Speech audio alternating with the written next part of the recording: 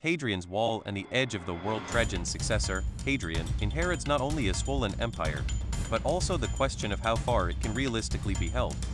More philosopher than conqueror, he spends much of his reign traveling from province to province, inspecting forts, cities, and frontiers with a keen architect's eye. In the wild north of Britain, where mist shrouds rolling hills and local tribes raid Roman settlements, he decides that expansion is less prudent than consolidation. Across the narrow neck of the island, Roman soldiers build a continuous stone barrier, Hadrian's wall snaking over 100 kilometers from coast to coast.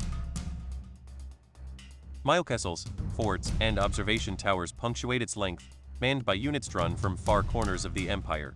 Syrians shiver in British drizzle while Germans stare out over boggy moors. On one side of the wall, Roman law, coinage, and urban life define a familiar order. On the other, a blur of independent tribes and unknown gods begins. Traders, deserters, and spies slip back and forth through its gates, turning it less into an absolute barrier than a controlled membrane between worlds.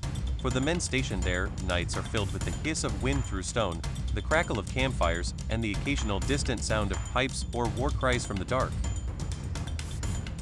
In drawing a literal line on the landscape, Hadrian acknowledges what previous emperors ignored, that even the greatest empire has edges, and the story of Rome will increasingly be written not just at its center, but along its fragile, restless frontiers.